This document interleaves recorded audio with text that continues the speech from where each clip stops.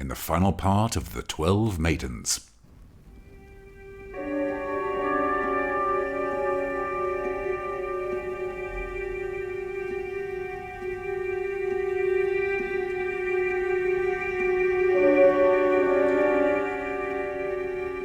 The 12 Maidens, a serial in 6 parts by Stewart Farrar.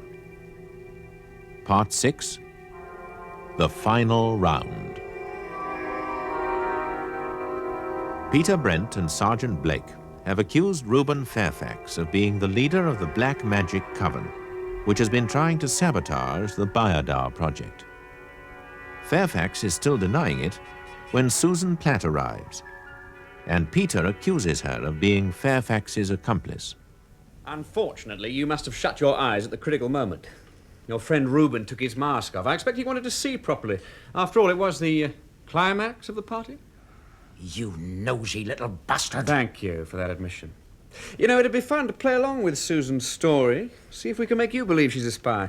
But I don't think we could make it stand up. Would you care to repeat your tale in front of Rex Andrews, Susan? I've already told him my side. You fool. You stupid, amateurish fool. Do you know what you're taking on? What you're blundering into? We can destroy you the way we destroyed Tom McKinnon. I wish there was some way I could put you in jail. Tom McKinnon... But there isn't, Sergeant, is there? Not a thing. Nor Reuben here. You can't touch either of us. We can lose you your job, at least. In fact, I probably already have. My job? Do you think I give a damn for that tuppenny-halfpenny job? I only took it to be on the inside. I know all I need to know now. Rex can sack me tomorrow. But Tom McKinnon died months before you Before arrived. I got here. Don't be even more stupid. Don't tell them too much, Susan. It doesn't make any difference because they can't do anything about it. I've known this place for as long as the Biodar project has been here. Maiden Tor and the 12 Maidens. They're mine, Peter. I'm their high priestess, Peter. The latest in a line 4,000 years long. They called me down when Biodar threatened them. You're mad. Mad as a hatter.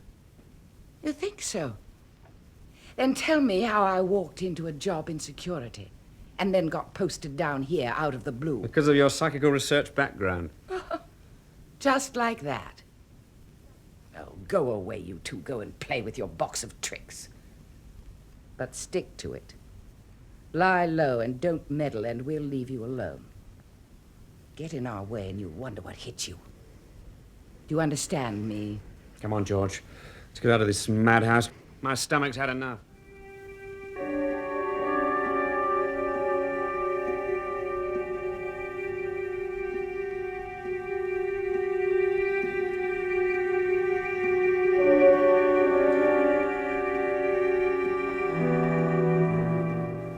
How you spend your spare time within reason is your private affair, Susan. But you are a security officer, and you cannot have hobbies that make you vulnerable to criticism or even blackmail. I told you I was still interested in psychical research. You said you were still reading it. You didn't say you were joining in naked rituals and blood sacrifices in the open air by moonlight where you could be seen, and in fact were seen. You believe what Peter Brent told you? Do you deny it? I say he got it wildly distorted in his imagination. But it did happen, even if he exaggerated it. Oh, something of the kind happened. It was going on before I arrived here. I was interested in it from a technical point of view, if you like. Well, come to that, it was better for me as a security officer to be inside it than to have something as secret as that going on without our knowledge. And so out of technical interest and professional diligence, you lay naked on the altar stone while some man whose name you haven't yet given me soaked you in fresh cockerel blood. Very edifying. Naked? Is that what Peter Brent told you? He did. Oh, our little drama must have been more convincing than I thought. Peter Brent is a healthy young male. I think he knew what he saw. His description was most graphic. And he has a young male imagination which sees what it wants to see. I questioned him again this morning. He gave me more information in addition to his account of Midsummer Night. More imagination? What did he say? I'm still checking it. Why haven't you told me the man's name? Has he?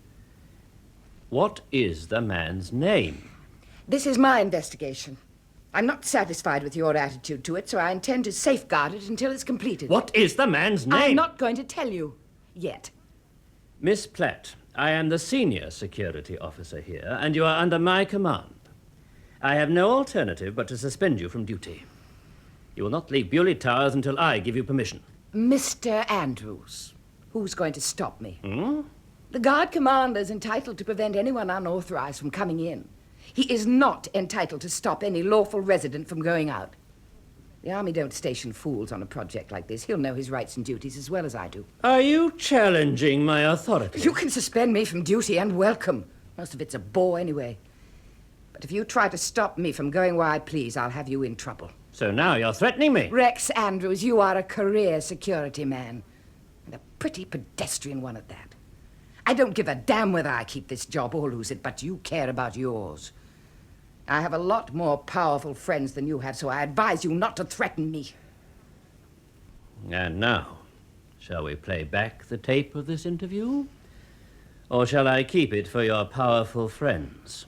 Go to hell!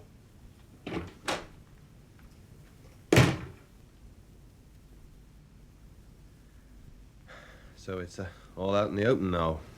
What happened between the girl and Andrews? I don't know, but she came out of there in a flaming temper and slammed the door. And she jumped in her car and drove off like a bat out of hell in the direction of Fairfax's farm. I thought I felt some anger around.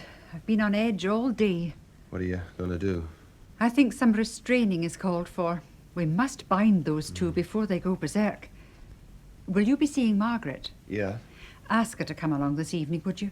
And you and Carl, if you like. Oh, not Peter? No, I don't think so. What we're going to do is necessary, but he wouldn't take kindly to it, I'm afraid. But I thought wax image magic was black. Oh, it depends what it's used for. It can be used for healing and it can be used for restraining. That's what we're going to do now, with your help. Why mine? Well, it needs a male and female witch. We make the images and then give them ritual birth and bind them. Bridget and I are sister and brother. Some covens might not mind that, but we would, even though the ritual is symbolic. I see. All right, then.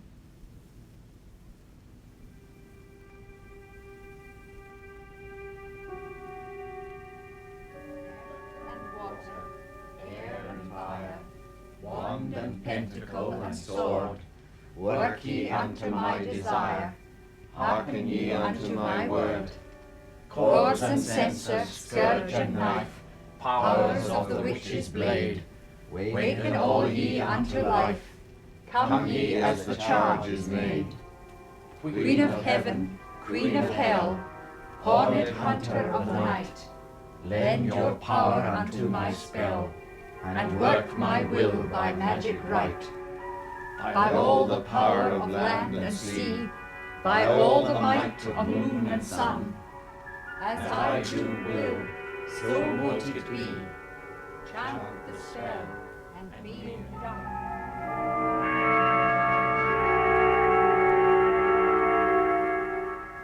We name thee, Reuben Fairfax, in the names of Carnena and Aradia. We name thee, Susan Platt, in the names of Carnena and Aradia.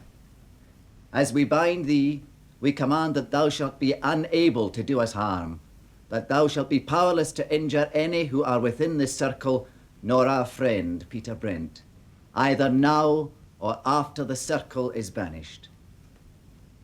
Now you take the second image. As we bind thee, we command that thou shalt be unable to do us harm, that thou shalt be powerless to injure any who are within this circle, nor our friend Peter Brent, either now or after the circle is banished. So mote it be. So mote it be. The images are in your charge now, Margaret. Keep them somewhere safe. Have you got anywhere? Only a wardrobe. Anyone could unlock that, I'm afraid. There's a safe in my office. Susan Platt insisted on my having it installed in her official capacity. I think it'd be rather appropriate if you kept them there. But mightn't you have a key? It's a combination, and I can set my own and give it to Margaret. Good. And Margaret, once a day during the hour of Saturn, I'll give you a list of those, take them out and draw down more power on them with your athame. You know how? The invoking pentagram of earth. Ah, that's right. Then put them away again. Any questions? No, I don't think so. Good. Now the cakes and the wine. George, will you take that chalice and kneel down? Now say after me. As the athame is to the male, so the cup is to the female. As the athame is to the male, so the cup is to the female. And conjoined they become one in truth. And conjoined they become one in truth. Now give me the chalice with a kiss. Blessed be. I think George would make a very good witch. Yes, Margaret, he will. All these dull, shabby people with their snivelling little principles. How dare they stand in our way? Be patient, Susan. I can't stand in it for long. I've no time for milk and water virtues like patience. And how dare they sniff around this place? It's holy, it's mine. And mine. Only because it's mine first. I'm its high priestess, and you depend on me. I give you power. And I take it, and mold it, and magnify it. Without me, it would die. This place is the high priestess. I was here before you, and my father and his father before me. Like caretakers, waiting for the high priestess and serving her when she chose to come. In between high priestesses, Maiden Tor slept in your charge, that's all. As you will. I'm sorry, Reuben, I'm angry, that's all. No, it's true, we are caretakers. Now, without you and the others before you, we are nothing. Reuben, when is the dark of the moon? 9 or 10 days. We'll work then as we've never worked before. We'll come up here and we'll raise power that Maiden Tor and the 12 Maidens haven't seen since the old times. We'll make all those little people down there cry for mercy. Do you hear, little people? Do you hear, all of you? Do you hear?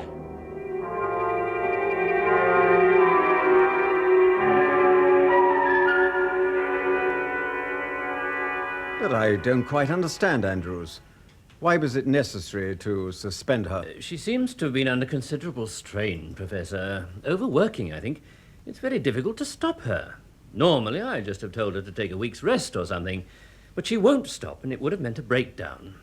Official suspension may sound a bit drastic, but in the circumstances, it was all I could think of. I don't want to interfere in your province, but I'm responsible for what goes on here, and I think you should have asked me. Yes, I'm sorry. Or sent her along to the M.O. If he'd ordered her to rest, she'd have had no option. Dr. Hawley is on leave, sir. Oh, yes, so he is.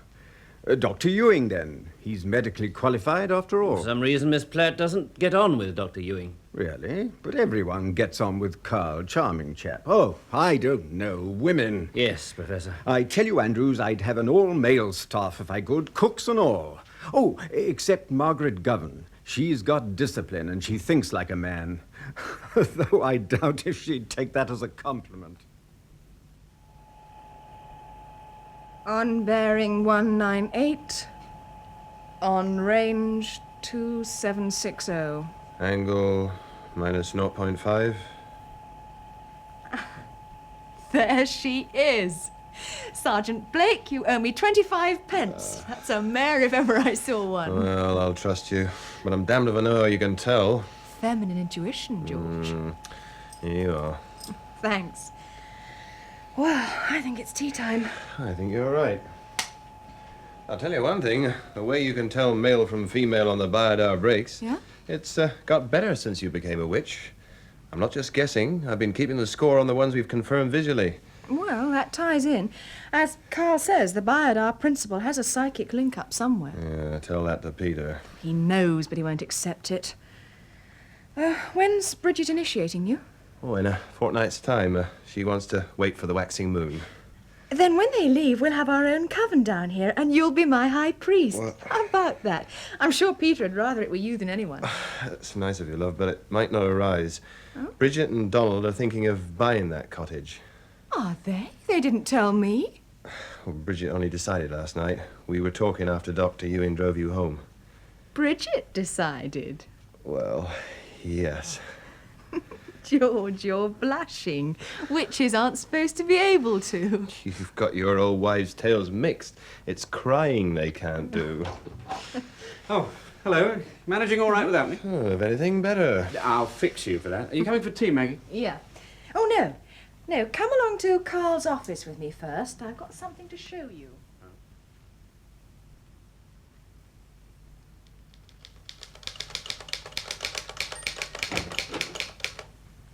Hello, Carl. Hello. Well, come on in, you two. I want to show Peter what's in your safe. May I? Oh, yes, carry on. You won't approve. I'll tell you that for a start. Why won't I approve? You will see. Are you mysterious? Yeah. Hold these a moment. Oh, what are they? Unwrap them and see. If I may interrupt on a technical point, strictly speaking, Margaret, only you or Donald should handle them when they're unwrapped. Who's the witch round here? You're right, though. Give them back. Apart from the fact they're so bound up with cord that I can't see them, what are they? Wax images. Well, I can see that, but who are they supposed to be? Reuben Fairfax and Susan Platt. What for? To restrain them from harming us, including you. I can protect myself, thank you. Now, look here, you two. If you want to argue, do it outside. I've got work to do. Now, go on, Margaret. Put them away. I told you they'd annoy him. No, I'll take them with me for a bit. It'll be the hour of Saturn any moment now. Well, one way or the other. Now, run along. There's a good girl. Sorry, Carl. Hour of Saturn, wax images. What the hell's happened to your brain, Maggie? Look, you agreed we'd tackle the problem on all fronts, by our methods and yours, even if you didn't believe in us. Yeah. And that we'd back each other up. Well, this is our contribution to the present situation. A couple of dolls tied up with blue string. There's a hell of a lot more to it than that. What, for instance? All the complicated psychic forces and factors they represent. Oh, they do they? The whole operation's a psychic one. We've used these images as a focus for it, that's all. Donald and I put something of ourselves, of our own personalities into these two. Oh, Maggie. Well, in a sense, we gave them life. We identified them with Susan and Fairfax. Then we all combined our wills in a defense against anything they could do. We've only been playing with them. Now we're going to hit them. All of them? Yes, all of them. The girl first, before she gets any more powerful. She's learning fast, and we're going to tear the heart out of her. Today. And then we'll start on those two who've been teaching her. Look, I don't mind what Donald and Bridget get up to. I like them and I think they're harmless cranks. And when our magic circle gave you that enormous break on the Biodar screen, what was that? A phenomenon produced by harmless cranks? Your trouble is you wear blinkers. You've got a closed mind. I don't ask you to swallow anything, just to consider it. Closed mind, my foot. I know where to draw the line, that's all. And to see a first-class scientific brain like yours going soft, that makes me sick. And what damn business is it of yours what I do with my brain? Because I love you, God help me. You've got a funny way of showing it. And I'm having to watch you go to pieces. Who's going to pieces? You are second childhood, playing with dolls and bits of string. Here, give them to me. No. I said, give them to me. Right. Peter! Peter, come back!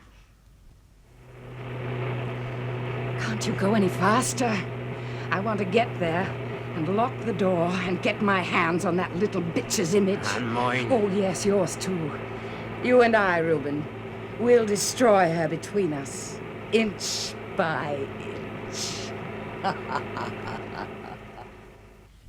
Peter!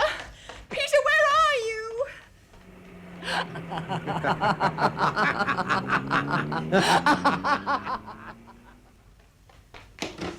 Peter!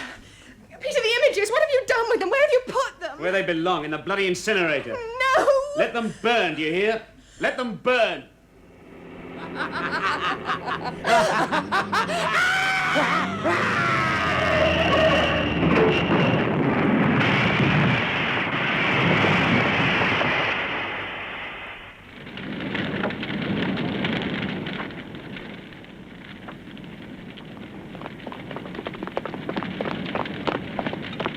My God!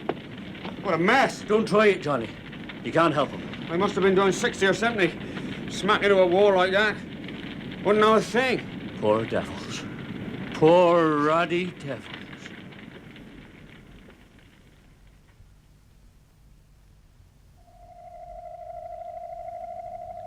Lock it at that. On bearing 252, on range 3160. Angle plus 3 degrees. There you are, Phil. Maiden Tor, perfectly normal, small life mush, and a couple of sheep. And it's been like that ever since yesterday? Ever since yesterday. Blank sector suddenly cleared up. Well, I suppose we'll never know the explanation. No, I suppose we won't. Thank heavens something's going right. Yeah. Margaret being taken ill and that dreadful accident, Susan and that fellow getting killed all in one day. Yes, I know. Just pretty grim. How is Margaret this morning? Oh, quite a lot better.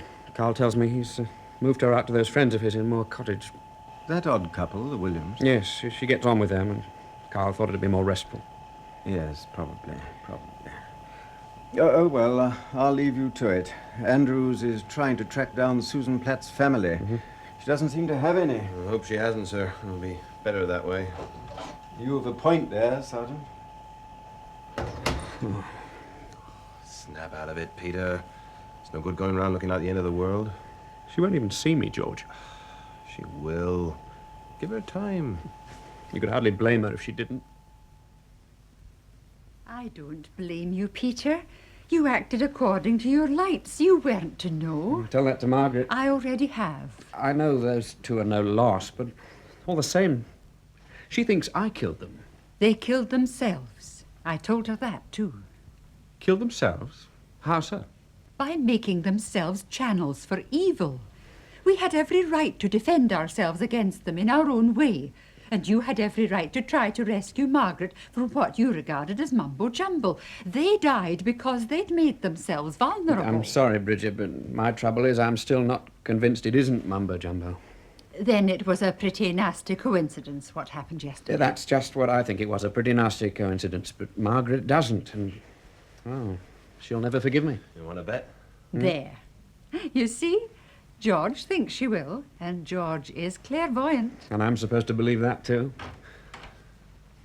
Peter, Maggie. come and talk to me. All right, George. I'll believe it. Well, George. It's a pretty drastic way for it to happen, but all's quiet now. You feel that, too? Yes. The others, whoever they are, they'll be too scared to carry on. And anyway, they're not in Susan and Fairfax's class, thank God. You've a fair gift for scanning the psychic horizon, I think. I'm scanning something a lot nearer than the horizon right now. Are you, George? You know what? I've heard about people being able to see auras. I told you about my aunt. And I think I can see yours now. Only think. Yeah, only think. I can't be sure if it's really around you or in my own mind. George, do you remember the words of the charge? Some of them. And thou, who thinkest to seek for me, know thy seeking and yearning shall avail thee not, unless thou knowest the mystery. That if that which thou seekest thou findest not within thee, thou wilt never find it without thee. For behold, I have been with thee from the beginning, and I am that which is attained at the end of desire. Oh, Bridget. George. Yes? Bring me the atheme, and the wine, and the chalice. And I've got a lousy temper, and I rush around like a bulldozer, and I never listen to other people. I know. You have, you do, and you don't. So, what are you going to do about me? Go on loving you, I suppose. You mean that? Of course I do, you nit. I always have loved you. What's the joy in it for you? You're stuck on this witchcraft thing, and, well, in a queer way, I think you've got a gift for it, though I don't believe in it, mind you. What kind of sense does that make? In a queer way, quite a lot of sense. Yeah, I mean, look at all the things that have happened these last few weeks. There could be a rational explanation for each of them. A rational in the accepted sense, I mean, not in your sense. Yes, Peter. Well, I've got to believe that. Yes, Peter. Stop laughing at me, damn you. All right, so we don't know what caused the Maiden Tor blackout, and we do know it stopped the moment those two were killed. So, on the face of it, they were causing it, but how? All right, then. How? I don't know. But it might be something real, in some level of natural law we haven't quite cottoned onto yet. I'm quite sure it is. And when we put the Biodar onto that magic circle of yours, the three of you gave a break on the tube like 50 people. That's the point, 50. A measurable quantity. So, this power you say you raise, it can be measured. And maybe Biodar's the first thing that's ever succeeded in measuring it. Do you see what I'm driving at? Yes, Peter. The whole thing might be natural. If only we can track it down, and I mean to have a damn good try. Yes, Peter. You're still laughing at me. Have I got to put up with that for the rest of my life? I'm afraid you'll have to, darling. Oh, that is, if you propose to marry a witch.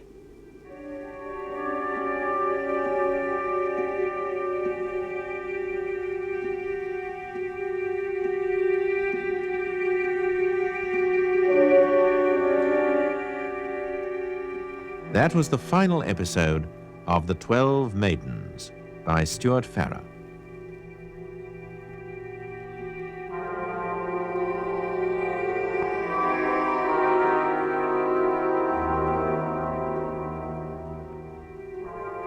In David H. Godfrey's production of The 12 Maidens, Peter Brent was played by Martin Jarvis, Margaret Govan by Patricia Gallimore, Sergeant Blake by Sean Arnold, Dr. Ewing by Hayden Jones, Bridget and Donald Williams by Eva Stewart and Fraser Carr, Rex Andrews by Anthony Higginson, and Susan Platt and Reuben Fairfax by Margaret Robertson and Patrick Tull.